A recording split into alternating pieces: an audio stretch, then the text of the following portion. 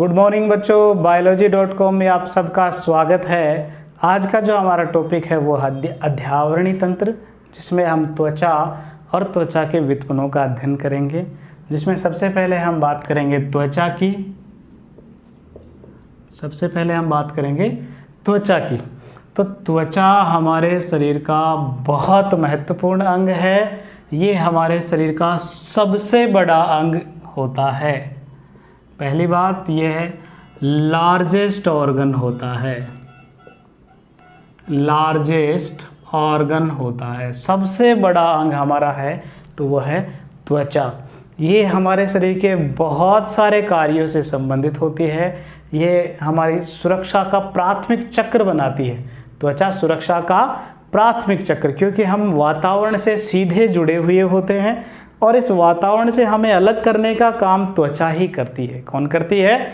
त्वचा। तो बाहर जो जितने भी हमारे आसपास एनवायरनमेंट में जीवाणु कीटाणु हो रहे हैं, उन सभी कीटाणुओं से जीवाणुओं से बचाने का जो प्राथमिक कार्य करता है वो कौन करता है?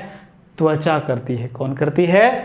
त्वचा करती है। इसीलिए त्वचा को फर्स्ट लाइन ऑफ डिफेंस कहते हैं। फर्स्ट लाइन ऑफ डिफेंस, ये पहली लाइन बनाती है डिफेंस की, सुरक्षा की पहली लाइन। सबसे पहले अगर सुरक्षा की जिम्मा जिसका है तो वो कौन है? त्वचा है। बहुत सारे कार्यों से जुड़ी हुई होती है त्वचा। इसीलिए त्वचा को जैक ऑफ ऑल ट्रेड्स कहते हैं। ये बहुत महत्वपूर्ण बिंदु है। बहुत सारी एग्जाम्स में सीधे सीधे पूछा जाता है, जैक ऑफ ऑल ट्रेड्स कौन से ऑर्गन को कहते हैं? जैक ऑफ ऑल ट्रेड्स, इसे हिंदी में कहते हैं हरफनमौला अंग। हरफनमौला अंग। तो आपसे कोई पूछे जैक ऑफ ऑल ट्रेड्स या हरफनमौला अंग किसे कहते हैं, तो वो क्या है? त्वचा। त्वचा के दो मुख्य भाग होते हैं। समझने के हिसाब से त्वचा को दो मुख्य भागों में बांटते हैं। एक यहाँ से लेकर यहाँ तक का जो भाग है उसे एपिडर्मिस कहते हैं। एपिडर्मिस कहते हैं।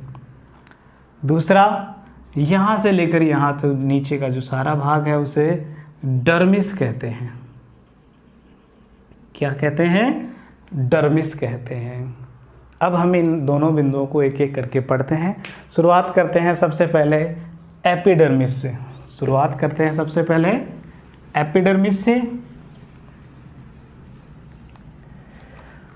एपिडर्मिस जो है वो भ्रूणीय एक्टोडर्म से बनती है। एक्टोडर्म।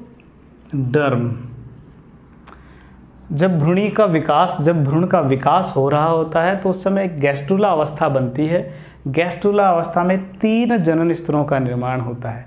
उसमें जो सबसे बाहरी जनन स्तर होता है उसे एक्टोडर्म कहते हैं और उस एक्टोडर्म से ही एपिडर्मिस का निर्माण होता है।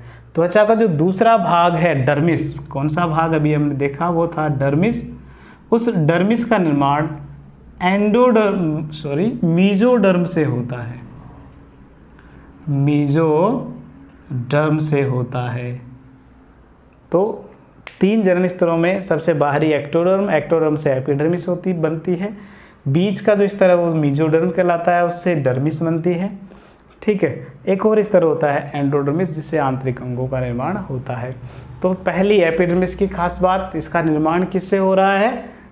भ्रूणीय एक्टोडर्म से इसका निर्माण हो रहा है। किससे हो रहा है? भ्रूणीय एक्टोडर्म से।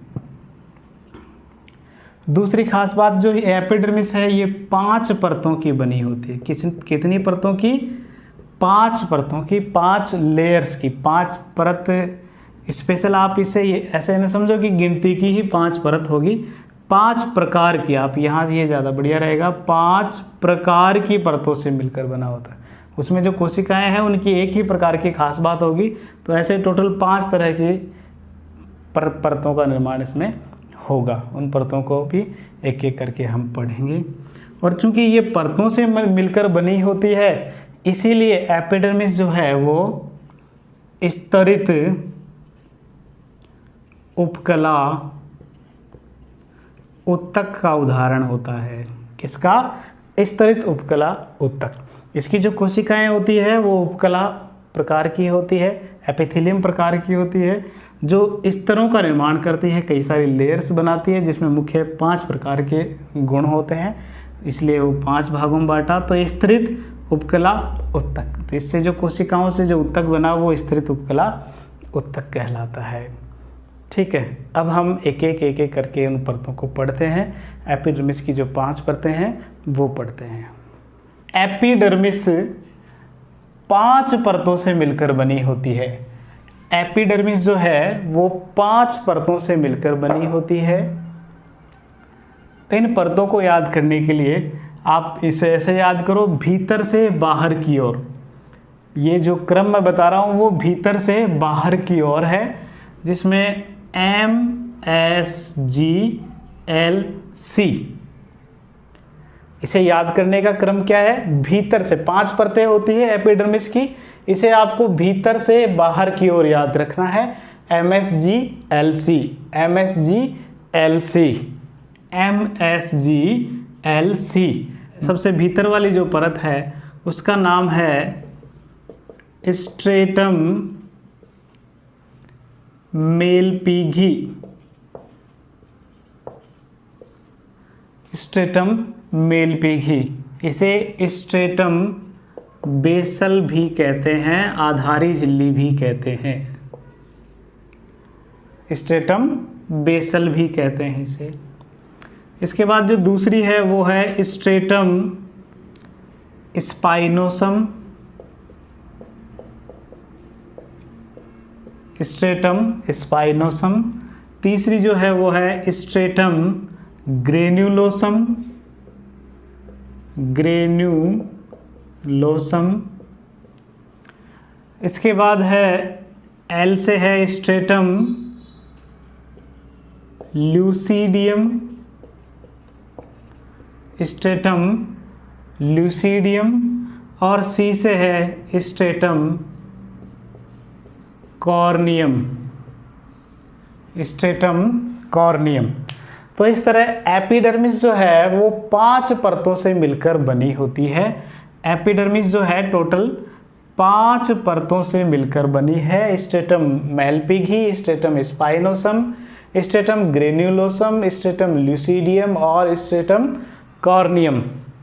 तो ये 5 परतें, आप इसको इस तरीके से MSGLC से याद करो। MSGLC, ये क्रम कहाँ से है? भीतर से बाहर की ओर। एपिडर्मिस का भीतर से बाहर की ओर का क्रम है MSGLC। मेलपिगी, स्पाइनोसम, ग्रेन्युलोसम, ल्यूसीडियम और कॉर्नियम।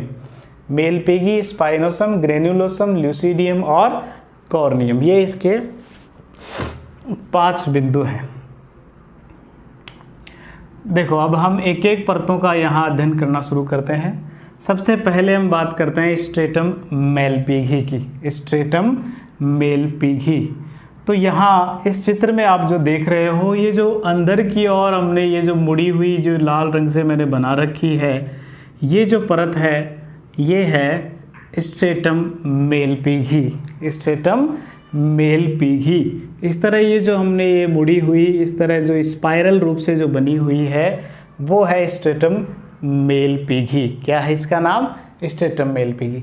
इसे स्ट्रेटम बेसल भी कहते हैं। स्ट्रेटम बेसल, आधारी भित्ति भी कहते हैं, क्योंकि ये इस एपिडर्मिस का सबसे बेस है, सबसे नीचे का बेस है, इसलिए इसे बेसल कहा। क्या कहा? बेसल कहा है। इसकी मुख्य बिंदुओं पर अगर हम देखें तो पहली खास बात, इसमें जो सेल्स होती है वो सभी सेल्स जीवित होती है। कैसी होती है? जीवित होती है। इनमें केंद्रक भी पाया जाता है, इन कोशिकाओं में केंद्रक भी पाया जाता है और लगातार विभाजन करने की इनमें क्षमता होती है, विभाजनशील होती है। ये जो कोशिकाएं हैं इसमें, ये कोशिकाएं लगातार विभाजन करती रहती है, लगातार डिवाइड करती है और विभाजन करते हुए ऊपर की ओर परतें बनाती रहती है। यानी कि आप इसे ये समझो कि इसके ऊपर की जो ये परतें हैं, स्पाइनोसम, ग्रेनुलोसम, ल्यूसीडियम और कॉर्नियम, इन सब का निर्माण बेसल से ही होता है या स्ट्रेटम मेलपिगी से ही होता है, क्योंकि ये जो कोशिकाएं हैं वो लगातार विभाजन करती रहती है और नई कोशिकाएं बनाती जाती है और वो कोशिकाएं ऊपर की ओर बढ़ती रहती है। इसीलिए जो ऊपर की परतें हैं उन परतों का निर्माण वास्तव में स्ट्रेटम मेलपिगी द्वारा ही होता है। दूसरी खास बात, ये जो स्ट्रेटम मेलपिगी है ये डर्मिस भाग में अंदर की ओर धसी हुई होती है। उभार इसमें पाए जाते हैं। क्या पाए जाते हैं? उभार पाए जाते हैं। इन उभारों को रेटिपेक्स कहते हैं। इन उभारों को रेटिपेक्स कहते हैं। मेलपिगी जो है वो सीधी न होकर डर्मिस के अंदर उभार बनाती है और इन उभारों को रेटिपेक्स कहते हैं। क्या कहते हैं? रेटिपेक्स कहते हैं। तीसरी खास बात इसकी कि इसमें ये जो कोशिकाएं हैं वो वास्तव में दो तरह की होती है। आप इस चित्र में गौर से देखो, मैंने बीच बीच में कुछ हरे रंग की कोशिकाएं और बना रखी है। तो इसमें वास्तव में इस बेसल भाग में या मेलपिगी भाग में दो तरह की कोशिकाएं होती है। एक जो कोशिका है वो मेलेनोसाइट कहलाती है, मेलेनोसाइट कहलाती है, मेलेनोसाइट कहलाती है। और दूसरी जो कोशिका है इसमें उसे कीरेटिनोसाइट कहते हैं, कीरेटिनोसाइट कहते हैं, कीरेटिनोसाइट। एक तो मेलेनोसाइट, मेलेनिन वाली साइट यानी कोशिका, और कीरेटिन वाली साइट कोशिका। तो मेलेनोसाइट की खास बात यह है कि इन कोशिकाओं में एक वर्णक पाया जाता है। क्या पाया जाता है? एक वर्णक, पिगमेंट पाया जाता है। वर्णक का नाम है मिलेनिन। मेलेनोसाइट कोशिकाओं में जो मैंने हरे रंग की यहाँ थोड़ी थोड़ी बना रखी है, ये जो कोशिकाएं हैं वो मिलेनोसाइट वर्णक युक्त होती है। और इस मिलेनोसाइट के कारण ही, मिलेनोसाइट का दो महत्वपूर्ण काम होते हैं हमारे त्वचा में। ये मिलेनिन वर्णक जो है वो त्वचा को रंग प्रदान करता है। त्वचा का जो रंग होता है, काला और गोरा या और मध्यम गेहूं आकार, ये जो सभी रंग जो होते हैं वो रंग वास्तव में मेलेनिन वर्णक के कारण होता है। इस वर्णक की अधिकता, गहनता के आधार पर रंग निर्धारित होते हैं। अगर मेलेनिन वर्णक कम है और उसका फैलाव कम है तो रंग गोरा होगा, और अगर मेलेनिन वर्णक का फैलाव ज़्यादा है, मेलेनिन वर्णक ज़्यादा है तो रंग गहरा होता है। तो मेलेनिन वर्णक बहुत महत्वपूर्ण, त्वचा को रंग प्रदान करता है। दूसरी खास बात ये हमें सूर्य से जो आने वाली हानिकारक विकिरणें हैं उनसे बचाती है। तो ये विकिरणों से सुरक्षा प्रदान करती है। मेलेनिन की क्या खास बात है? ये मेलेनिन हमें सूर्य से आने वाली जो हानिकारक विकिरणें हैं उनसे सुरक्षा प्रदान करता है मेलेनिन। लेकिन मेलेनोसाइट, इसमें देखो मैंने बहुत इतनी बड़ी कोशिकाओं के बीच में, इतनी सारी कोशिकाओं के बीच में कुछ ही बनाई है। वास्तव में ये लगभग 10% या इससे कम ही पाई जाती है। मैक्सिमम 10% ये पाई जाती है, इससे ज़्यादा नहीं होगी। मेलेनोसाइट की संख्या कम होती है। दूसरी है यहाँ कीरेटिनोसाइट। दूसरी है कीरेटिनोसाइट। ये कोशिकाएं विभाजनशील होती है, लगातार विभाजन करती रहती है और अन्य स्तरों का निर्माण करती रहती है। अन्य स्तरों का निर्माण ये करती रहती है। तो इस तरह हमने स्ट्रेटम मेलपिगी पढ़ा। क्या क्या विशेषताएं थी इसकी? इसमें जो कोशिकाएं हैं वो जीवित होती है, केंद्रक युक्त होती है, इनमें लगातार विभाजन करने का गुण पाया जाता है। इनमें जगह जगह उभार पाए जाते हैं जिन्हें रेटिपेक्स कहते हैं। इनमें दो तरह की कोशिकाएं होती है, मेलेनोसाइट और कीरेटिनोसाइट। मेलेनोसाइट यहाँ महत्वपूर्ण है, जिनमें मिलेनिन वर्णक पाया जाता है जो त्वचा को रंग और विकिरणों से, सूर्य से आने वाले विकिरणों से सुरक्षा प्रदान करता है। ठीक है बच्चों, मैं आपको ये इस तरह नोट्स के रूप में ही बता रहा हूँ। आप लोग इसे कंटिन्यू देखते रहें और इन्हें साथ में कॉपी लेके बैठें और नोट्स बनाते रहें, इन्हें उतारते रहें और पढ़ते रहें। इसके बाद हम आगे दूसरा जो स्तर है वो देखते हैं। दूसरा स्तर है स्ट्रेटम स्पाइनोसम। स्ट्रेटम स्पाइनोसम, यहाँ इनके कई बार स्तर भी पूछे जाते हैं एग्जाम्स में कि कौन सा स्तर कितनी परतों से मिलकर बना है। तो आप इसे ऐसे याद करो, ये जो स्ट्रेटम मेलपीगी है ये केवल और केवल एक स्तरीय होता है, केवल एक सिंगल लेयर होती है, केवल एक स्तर होता है। स्पाइनोसम जो है उसमें लगभग 5 से 6 स्तर इसमें पाए जाते हैं। ग्रेनुलोसम जो है उसमें लगभग 6 से 7 स्तर पाए जाते हैं। ल्यूसीडियम जो है उसमें 3 से 4 स्तर पाए जाते हैं। और लास्ट में कॉर्नियम, कॉर्नियम के सबसे ज़्यादा स्तर होते हैं, 8 से 10 कोशिकीय स्तर पाए जाते हैं, कोशिकाओं के स्तर पाए जाते हैं। इसीलिए एपिडर्मिस जो होती है, एपिडर्मिस जो होती है वो स्तरित उपकला की बनी हुई होती है। किस तरह की? इसका जो उत्तक होता है वो स्तरित उपकला उत्तक होता है, स्ट्रेटिफाइड एपिथेलियम टिश्यू होता है, स्ट्रेटिफाइड एपिथेलियल टिश्यू, स्तरित उपकला उत्तक का। क्योंकि इसमें देखो इस तरह स्तर बने होते हैं कोशिकाओं के, उपकला कोशिकाओं के अगर स्तर बनते हैं तो वो उत्तक कैसा कहलाएगा? स्तरित उपकला उत्तक कहलाएगा। अब हम दूसरे बात करते हैं स्पाइनोसम। स्पाइनोसम तो जो दूसरा स्ट्रेटम जो स्पाइनोसम स्तर है, उस स्तर में 2 महत्वपूर्ण आपको बात याद रखनी है। पहला, इसमें जो स्तर होते हैं वो 5 से 6 स्तर होते हैं कोशिकाओं के। दूसरा बहुत महत्वपूर्ण बिंदु है, इसकी जो कोशिकाएं होती है वो बहुभुजाकार होती है, बहुभुजाकार होती है। ऐसी कोशिकाएं जो बहुभुज हो, जिसमें बहुत सारी भुजाएं हो, ऐसी कोशिकाएं। यानी कि जैसे अगर 4 भुजाएं वो तो चतुर्भुज हो, अगर इससे ज़्यादा है, मान लो 5 भुजाएं हैं तो वो पंचभुज होता है। तो इस तरह बहुभुज में क्या होगा? जिसमें बहुत ज़्यादा भुजाएं हो, ऐसी होती है, पॉलीगोनल होती है ये कोशिकाएं स्पाइनोसम में। ठीक है, बहुभुजाकार होती है। जैसे आप यहाँ देखो, इसमें मैंने इसी तरह बना रखी है, जिनका कोई निश्चित भुजाएं नहीं होती, जिनमें बहुत सारी भुजाएं हो, बहुभुजाकार होती है। और ये कोशिकाएं भी आपस में डेस्मोसोम्स द्वारा जुड़ी होती है, डेस्मोसोम्स की सहायता से जुड़ी होती है। आप पीछे सेल जंक्शंस हम जिस वीडियो में पढ़े वहाँ आप इनको पढ़ना। सेल हमने पढ़े हैं, डेस्मोसोम्स क्या होते हैं, 2 कोशिकाओं के बीच में पाए जाते हैं, उनको मजबूती प्रदान करते हैं, दृढ़ता प्रदान करते हैं। कोशिकाएं आपस में दृढ़ता से बंधी हुई होती है डेस्मोसोम्स की सहायता से। तो इस तरह ये जो बहुभुजाकार कोशिकाएं हैं वो जगह जगह आपस में जुड़कर और इस स्तर को दृढ़ता प्रदान करते हैं। क्या प्रदान करते हैं? दृढ़ता प्रदान करते हैं। एपिडर्मिस को दृढ़ता कौन सा स्तर प्रदान करता है? Stratum spinosum. बस ये इसकी 2 महत्वपूर्ण खास बात आपको जरूर याद रखनी। कोशिकाएं कैसी होती है? बहुभुजाकार होती है, जो सभी आपस में डेस्मोसोम्स की सहायता से आपस में कनेक्टेड रहती है और कोशिकाएं आपस में जुड़कर दृढ़ता बनाती है। किसकी? एपिडर्मिस की। इसकी जो कोशिकाएं हैं वो जीवित ही होती है और इनमें केंद्रक भी पाया जाता है।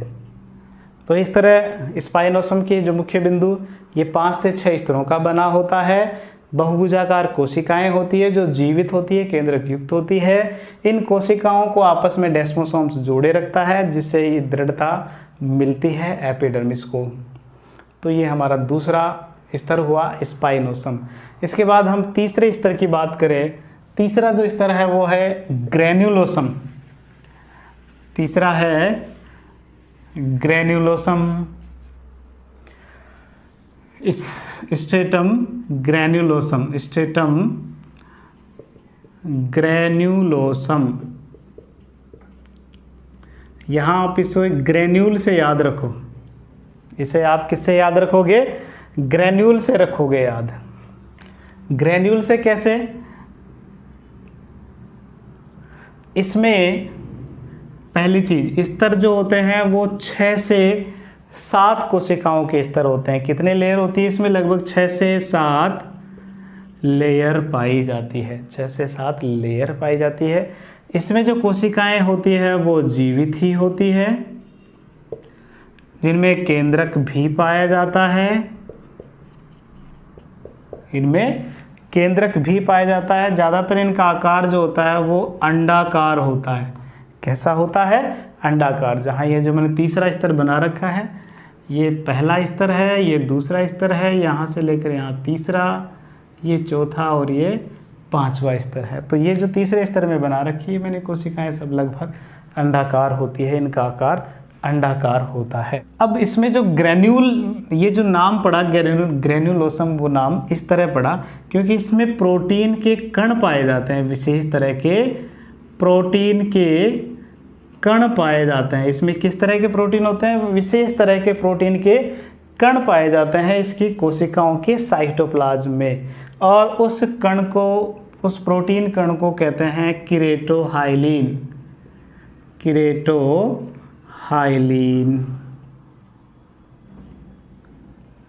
ये बहुत महत्वपूर्ण आपको याद रखना है, कीरेटोहाइलिन, कीरेटोहाइलिन। तो ये जो नाम ग्रेन्यूलोसम, ग्रेन्यूल किसकी? प्रोटीन की। नाम क्या है उसका? कीरेटोहाइलिन। कीरेटोहाइलिन इसके कोशिका द्रव्य में पाया जाता है।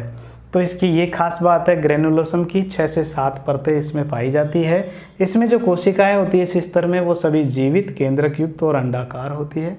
इन कोशिकाओं के कोशिका द्रव्य में प्रोटीन के कण पाए जाते हैं और वो प्रोटीन कीरेटोहाइलिन होता है। क्या होता है? कीरेटोहाइलिन होता है। तो इस तरह तीसरा स्तर है स्ट्रेटम ग्रेन्यूलोसम। फिर उसके बाद में हम देखते हैं चौथा स्तर, नाम है उसका स्ट्रेटम ल्यूसीडियम। चौथा जो स्तर है वो है stratum lucidum. Stratum lucidum, lucidum जो होता है इसमें 3 से 4 परतें पाई जाती हैं। कितनी लेयर होती है इसमें? लगभग 3 से 4 लेयर्स होती हैं, परतें होती हैं। और वो कोशिकाएं भी, यहाँ देखो ये चौथा स्तर है, इसमें सारी लगभग कोशिकाएं कैसी बनी हुई है? आयताकार, आयताकार होती है। इन स्तरों में जो कोशिकाएं होती है वो आयताकार होती है। कैसी होती है? आयताकार होती है। इनमें केंद्रक नष्ट हो जाता है, ये आपको महत्वपूर्ण बात याद रखनी है। स्ट्रेटम ल्यूसीडियम की जो कोशिकाएं हैं उनमें केंद्रक नहीं पाया जाता।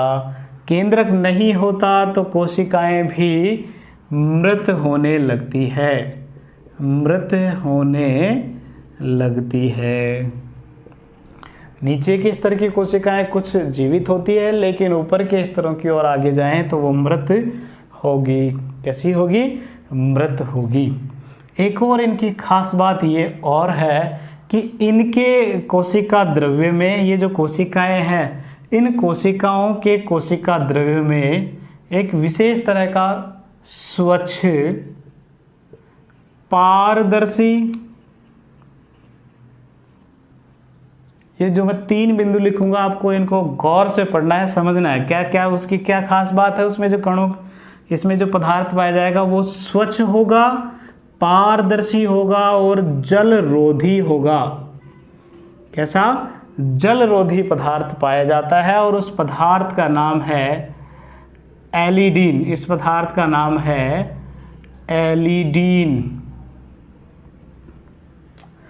तो स्ट्रेटम ल्यूसीडियम जो है उसमें जो कोशिकाएं होती है उन कोशिकाओं में स्वच्छ, पारदर्शी और जलरोधी पदार्थ पाया जाता है। स्वच्छ, पारदर्शी और जलरोधी पदार्थ पाया जाता है, जिसे क्या नाम दिया है? एलिडीन। जिसे क्या कहते हैं? एलिडीन कहते हैं। और ये ज़्यादा मात्रा में होता है, इसी वजह से इन कोशिकाओं में केंद्रक नहीं होता। ये कैसा होता है? पारदर्शी होता है, इसीलिए त्वचा बाहर से अंदर का रंग दिखाती हुई से नजर आती है। हम दूसरी खास बात, ये जलरोधी होता है। एलिडीन कैसा होता है? जलरोधी। हम त्वचा पर कितना ही पानी डाल ले, पानी हमारे भीतर ऊतकों तक नहीं पहुंचता। क्यों? क्योंकि ये जो एलिडीन की परत है ये जलरोधी का काम करती है, त्वचा के अंदर पानी को नहीं जाने देती। इसलिए ये परत हो गई बहुत महत्वपूर्ण, क्योंकि ये कैसी होती है? जलरोधी होती है, जल को भीतर नहीं जाने देती। तो स्ट्रेटम ल्यूसिडियम की क्या खास बात हुई, 3 से 4 परतें होती है, कोशिकाएं आयताकार होती है लेकिन केंद्रक उनमें नहीं होता, इसलिए कोशिकाएं मृत होने लगती है। इनके कोशिका द्रव्य में एक स्वच्छ पारदर्शी जलरोधी पदार्थ होता है, नाम उसका क्या है, एलिडीन। एलिडीन पदार्थ जो है, इससे पहले वाली जो परत थी उसमें जो केरेटोहाइलिन था उसी के विघटन से बनता है एलिडीन। इसके बाद हम सबसे बाहरी परत का अध्ययन करते हैं। सबसे जो बाहरी परत है वो है स्ट्रेटम कॉर्नियम। सबसे बाहरी जो ये 5वीं परत है उसका नाम क्या है, स्ट्रेटम कॉर्नियम। स्ट्रेटम कॉर्नियम, इसके मुख्य गुणों की बात करें तो स्ट्रेटम कॉर्नियम जो है उसमें 8 से 10 लेयर्स होती है। तो अब तक हमने क्या इतनी लेयर पढ़ी, तो ये सबसे ज़्यादा परतों वाला और सबसे मोटा स्तर होता है, सबसे मोटा स्तर होता है। पहली खास बात ये कैसा है, सबसे मोटा स्तर होता है। कौन सा, स्ट्रेटम कॉर्नियम। कितने परतें, लगभग 8 से 10 परतें इसमें पाई जाती है। फिर भी इसकी मोटाई और एक चीज़ पर निर्भर करती है, वो है रगड़। हमारी त्वचा बाह्य कामों के दौरान कितनी रगड़ खाती है उस पर निर्भर करती है इसकी मोटाई। जैसे हमारी हथेली और तलवे, हाथ की हथेली और जो पैर के तलवे हैं वो तलवे तो लगातार काम करते रहते हैं, हथेली लगातार काम करती है, तो रगड़ लगने की संभावनाएं क्या होती है, ज़्यादा होती है। तो इनमें ये परत क्या होती है, ज़्यादा मोटी होती है, ज़्यादा थिकनेस जो होती है वो इसकी ज़्यादा होती है। लेकिन आँखों की जो कॉर्निया है वहाँ रगड़ लगने की संभावनाएं बहुत कम होती है, इसलिए वहाँ इसकी जो थिकनेस है वो बहुत कम होती है। ये बात आपको याद रखनी है। तो पहली खास बात, इसमें सबसे ज़्यादा परतें 8 से 10 परतें होती है, सबसे मोटा स्तर ये होता है। लेकिन मोटाई भी किस पर निर्भर करती है, रगड़ पर निर्भर करती है। जैसे हथेली तलवों पर ये ज़्यादा मोटी होती है क्योंकि यहाँ रगड़ लगने की संभावना है ज़्यादा, कॉर्निया में ये स्तर क्या होता है, पतला होता है। दूसरी खास बात, इसमें जो कोशिकाएं होती है वो सभी कोशिकाएं मृत होती है, डेड होती है, और इनमें केंद्रक भी नहीं पाया जाता। इनका जो आकार है वो सल्की आकार का होता है, स्केली होता है, चपटी होती है। कैसी होती है, चपटी होती है, प्लेट लाइक होती है, चपटी सल्काकार होती है, सल्क प्लेट जैसी लंबी चौड़ी होती है ये। ठीक है, तो इन कोशिकाओं की क्या खास बात, मृत होती है, केंद्रक नहीं पाया जाता, स्केलिस और चपटी फ्लैट ये कोशिकाएं होती है। नेक्स्ट इनकी एक और ख़ास बात, जो इससे पहले वाले ल्यूसिडियम में जो एलिडीन पदार्थ था वो यहाँ इस परत में आकर किरेटिन में परिवर्तित हो जाता है। किस में परिवर्तित हो जाता है, किरेटिन में परिवर्तित हो जाता है, और इसी वजह से ये जो कोशिका है वो पूर्णतः मृत हो जाती है। इसका जो एलिडीन है वो सूख कर क्रिएटिन में बदलता है और कोशिका को पूर्णतः मृत बना देता है, कोशिका पूर्णतः खत्म हो चुकी होती है। ठीक है, तो इसमें कौन सा पदार्थ होता है, क्रिएटिन होता है, जो एलिडीन से ही बनता है क्रिएटिन। तो इस तरह हमने ये 5 परतें पढ़ी। अब यहाँ 2 महत्वपूर्ण बिंदु, 2 नोट आपको और मैं बता देता हूँ जो आपको याद रखना है। इन्हीं से जुड़ी हुई 2 खास बात है। पहला नोट,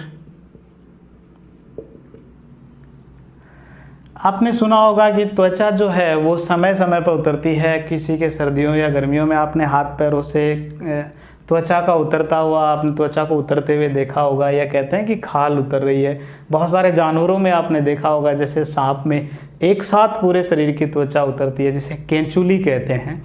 तो वो जो त्वचा में ये जो सबसे बाहरी स्तर है स्ट्रेटम कॉर्नियम, यहाँ ये भी बात याद रखना है, ये चारों परतें या इससे नीचे डर्मिस ये भाग नहीं उतरते हैं, केवल कौन सा भाग उतरता है, स्ट्रेटम कॉर्नियम। तो स्ट्रेटम कॉर्नियम का शरीर से या त्वचा के भाग से अलग होना निर्मोचन कहलाता है। क्या कहलाता है, निर्मोचन। इंग्लिश में इसे मॉल्टिंग कहते हैं। या इक्डाइसिस भी इसे कहते हैं।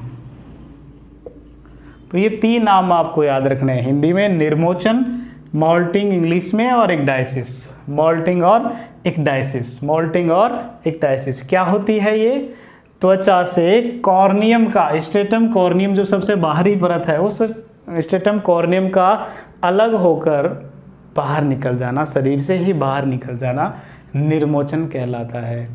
ज़्यादातर हमारे जो मनुष्य है उसमें तो ये स्तर धीरे धीरे उतरता रहता है, लेकिन कुछ जानवरों में, विशेषकर सर्प और जितने भी ये रेप्टाइल्स होती है, उनमें ये ज़्यादातर एक साथ उतरता है। तो ठीक है, ये स्तर कौन सा उतरता है? कॉर्नियम, ये आपको याद रखना है। दूसरा जो पॉइंट है वो है केराटिन का जो निर्माण है उसे केराटिनाइजेशन कहते हैं।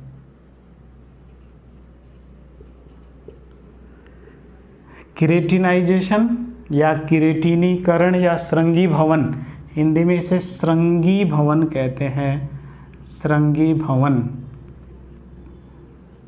केराटिनाइजेशन ये होता क्या है? तो यहाँ जो ग्रेन्युलोसम है उसमें ग्रेन्यूल्स थी केरेटोहाइलिन की, किसकी? केरेटोहाइलिन, केरेटोहाइलिन। इस केरेटोहाइलिन से केराटिन निर्माण की जो प्रक्रिया है उसे केराटिनाइजेशन या श्रृंगी भवन कहते हैं। क्या कहते हैं? श्रृंगी भवन कहते हैं। तो इस तरह हमने त्वचा के 5 स्तर हमने पढ़े, जिसमें त्वचा का जो सबसे बाहरी स्तर है एपिडर्मिस, उस एपिडर्मिस के 5 स्तर पढ़े, स्ट्रेटम मेलपिकी, स्पाइनोसम, ग्रेन्युलोसम, ल्यूसिडियम और कॉर्नियम। इसके बाद हम पढ़ते हैं त्वचा का इससे भीतर, एपिडर्मिस से भीतर वाला भाग, जिसे कहते हैं डर्मिस। जिसे क्या कहते हैं? डर्मिस। यहाँ इस चित्र में आप यहाँ से लेकर यहाँ तक का जो सारा भाग है उसे डर्मिस कहते हैं। क्या कहते हैं? डर्मिस, या इसे हिंदी में चर्म कहते हैं, चर्म। ये एपिडर्मिस जो था उससे लगभग 2 से 3 गुना मोटा होता है। कितना होता है? 2 से 3 गुना ये मोटा होता है एपिडर्मिस से, 2 से 3 गुना मोटा। इसमें आप, इस चित्र में आप और भी बहुत सारी चीज़ें देख रहे होंगे। इसमें इस तरह मैंने 2 नलियाँ बनाई है, ये वास्तव में रुधिर की वाहिनियाँ है, रुधिर वाहिनियाँ हैं, जिसमें एक धमनी और एक शिरा को हमने दर्शा रखा है। इस तरह जो हरी हरी यहाँ जो मैंने लाइनें बनाई है वो वास्तव में तंत्रिकाओं की है। तो इसकी खास बात क्या है डर्मिस की, जो चीज़ हमने एपिडर्मिस में नहीं देखी, क्या कि इस डर्मिस भाग में रुधिर वाहिनियाँ भी पाई जाती है, डर्मिस भाग में रुधिर वाहिनियाँ पाई जाती है, तंत्रिकाएं भी पाई जाती है, तंत्रिकाएं भी पाई जाती है, जो चीज़ें हमने एपिडर्मिस में कहीं नहीं देखी। हाँ, एपिडर्मिस में जो सबसे भीतर वाला जो परत है स्ट्रेटम मेलपिगी, वो स्ट्रेटम मेलपिगी इस डर्मिस की, ये देखो यहाँ मैंने कुछ जगह इन चीज़ों को दर्शा रखा है।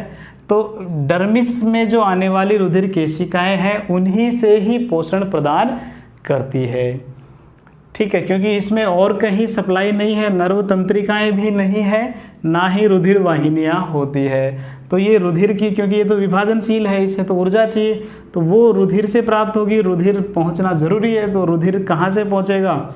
इस डर्मिस भाग में जो कुछ रुधिर केशिकाएं हैं वो यहाँ इसमें पहुंचती है। तो इसमें खुद की कोई किसी तरह की कोई रुधिर केशिकाएं नहीं होती है। इसके अलावा देखो यहाँ आप ये 2 भाग देख रहे हो, बाल की जो जड़ जिसे कहते हैं, हेयर जो फॉलिकल्स होते हैं, वो हेयर फॉलिकल्स भी इसी भाग में होते हैं। ये जो मैंने एक बना रखा है ये श्वेत ग्रंथि है, पसीने की ग्रंथियाँ हैं, ये भी इसी भाग में है। तो आप ये कह सकते हो इसमें हेयर फॉलिकल, हेयर फॉलिकल्स भी डर्मिस भाग में ही होती है। इसके अलावा जो त्वचा की ग्रंथियां होती है, जितनी भी ग्लैंड्स होती है, त्वचा से जो निर्मित है, त्वचा में जो पाई जाने वाली ग्रंथियां हैं वो ग्रंथियां भी सभी कहाँ होती है, डर्मिस भाग में ही स्थित होती है, डर्मिस भाग में ही स्थित होती है। तो डर्मिस की बड़ी विशेषताएं हैं, क्या क्या, इसमें रुधिर वाहिनियाँ होती है, इसमें तंत्रिकाएं होती है, हेयर फॉलिकल्स, इसके अलावा ग्लैंड्स जितनी भी है डर्मल ग्लैंड्स वो सभी डर्मिस भाग में ही होती है, एपिडर्मिस भाग में नहीं होती, एपिडर्मिस भाग में ये नहीं होती है।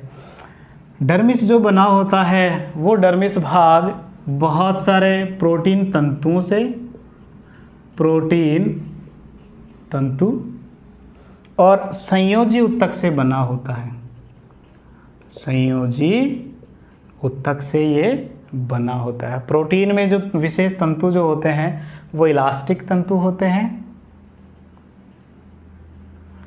इलास्टिक तंतु और कोलेजन तंतु। प्रोटीन तंतुओं में कौन से तंतु है, इलास्टिक तंतु और कोलेजन तंतु इसमें पाए जाते हैं, कोलेजन तंतु पाए जाते हैं। फिर इसमें भी आपने जो नीचे भाग देख रहे होंगे, यहाँ मैंने कुछ अलग से और विशेष तरह की कोशिकाएं बता रखी है।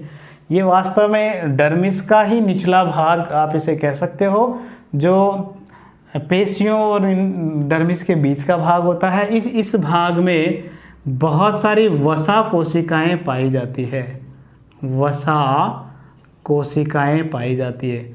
इन कोशिकाओं की खास बात यह है कि ये लगातार वसाओं का अपने अंदर, अपने कोशिका द्रव्य के अंदर इकट्ठा करती रहती है, वसाओं को इकट्ठा करती रहती है, चर्बी जमा करती है। और इस चर्बी की वजह से, इन वसा कोशिकाओं की वजह से त्वचा कैसी बनती है, सुडौल बनती है, त्वचा सुडौल बनती है। डर्मिस भाग को दो भागों में बांटते हैं, एक तो है पेपिलरी, पेपिलरी भाग, और दूसरा भाग है जालिकावत या रेटिकुलर्स, जालिकावत। जो डर्मिस का जो पेपिलरी भाग है, इसका जो शुरू वाला जो प्रारंभिक भाग है ये पेपिलरी भाग होता है, और इसके बाद का जो भाग है वो जालिकावत भाग होता है।